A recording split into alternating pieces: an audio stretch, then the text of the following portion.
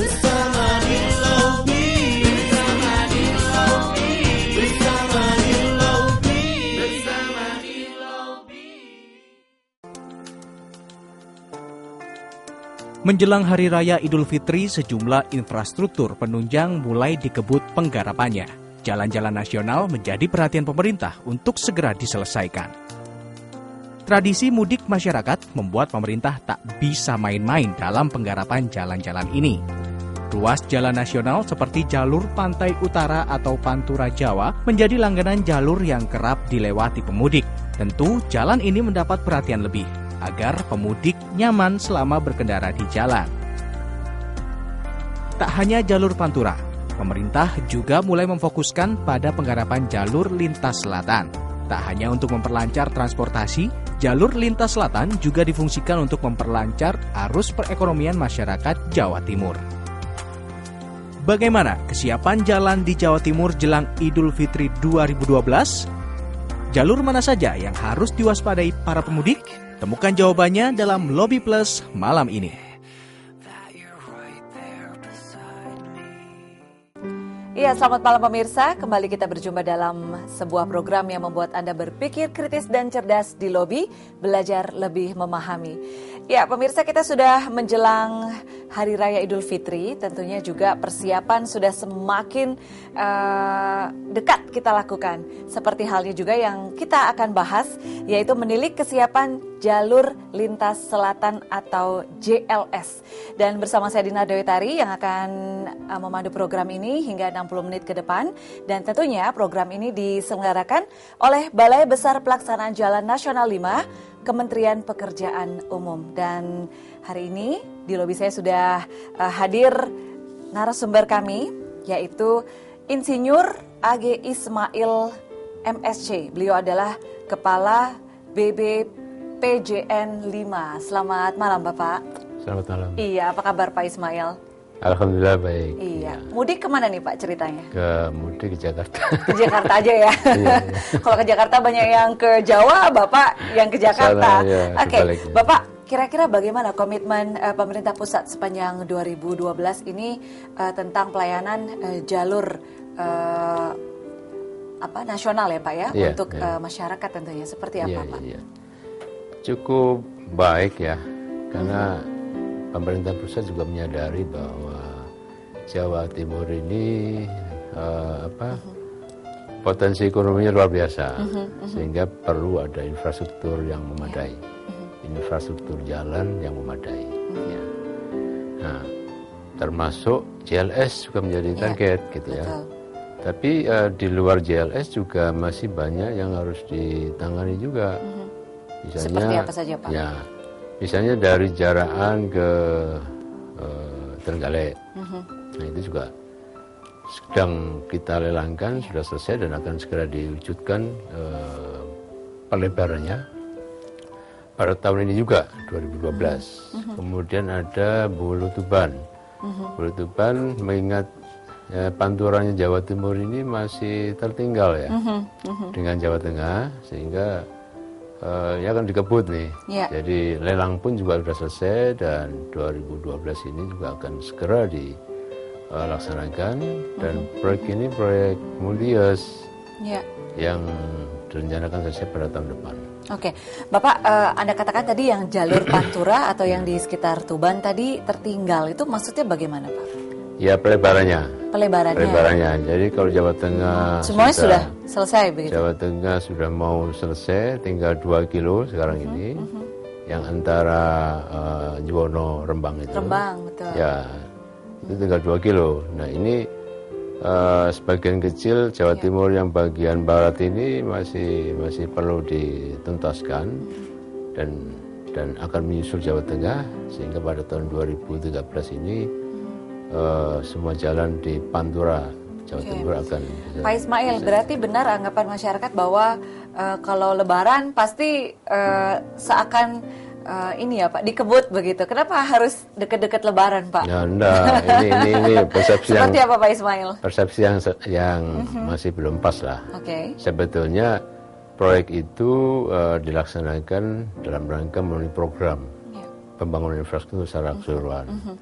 Nah di dalamnya, karena lebaran kan tiap tahun memang ada lebaran gitu ya, sehingga di dalamnya ada lebaran. Kebetulan aja begitu berarti Pak? Iya, jadi bukan sengaja khusus memang untuk lebaran tidak. Ya. Soalnya kan pasti penumpukan pemudik ada di ruas-ruas yang mungkin sedang diperbaiki begitu ya Pak ya. Betul, Oke, ya.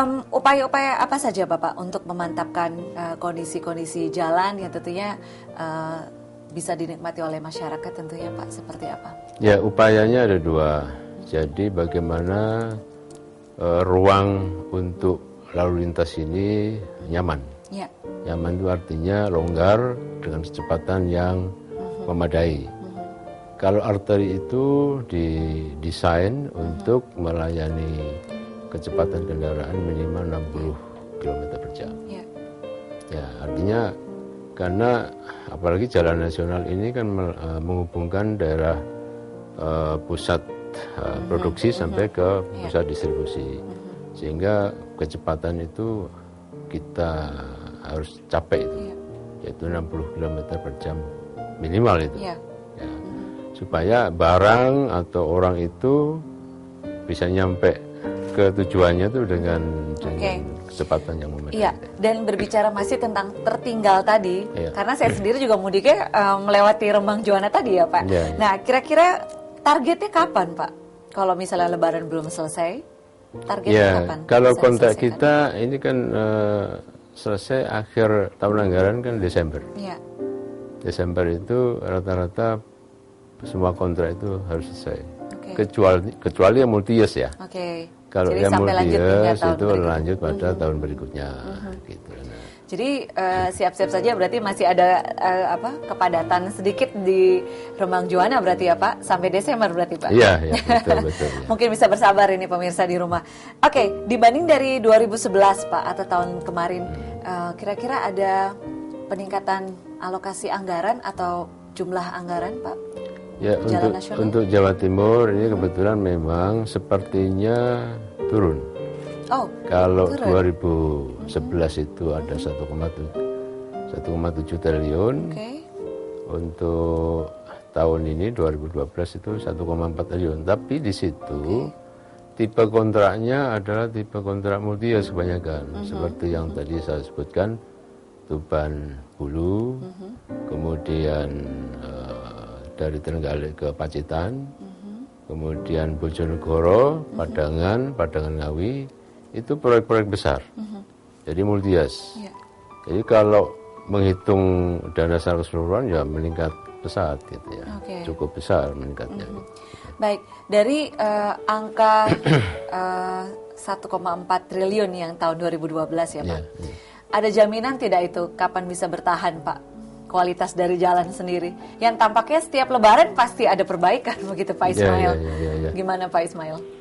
Ya gini, ini perlu diluruskan.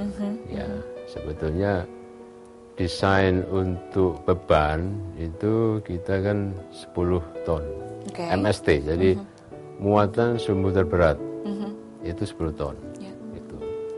Jadi tentunya kita harapkan kendaraan yang lewat dengan muatannya itu mentaati aturan-aturan mengenai MST ini, gitu. Yang ada di lapangan seperti apa Pak Ismail? Kalau muatannya seberapa pun silakan gitu.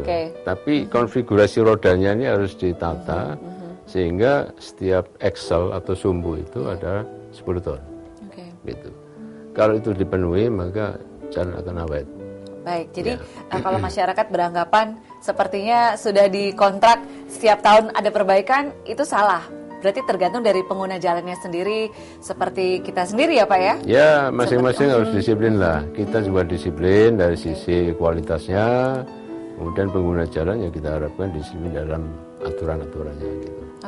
Nah ada perbedaan tidak Pak? Mungkin dari letak topografi dari ruas-ruas jalan yang ada di Jawa Tengah, Jawa Timur maupun juga di daerah-daerah lain, begitu ada perbedaan tidak Pak? Kalau Jawa umumnya kan hampir sama ya topografinya ya, hill ya, artinya ada datar, ada tinggi, rendah dan sebagainya. Jadi yang penting dalam desain jalan itu kita ada yang namanya standar geometrik. Geometri itu artinya R-nya harus berapa, itu harus menyesuaikan dengan kondisi hill-nya tadi. Oke, gitu. baik. Ya Pak Ismail, nanti saya akan tanyakan seperti apa kesiapan ruas-ruas jalan untuk para pemudik nih Pak, yang sudah beberapa jam lagi, sudah sesaat lagi kita akan lebaran ya Pak Ismail. Dan pemirsa, tunggu sesaat lagi, tetaplah hanya di Lobi.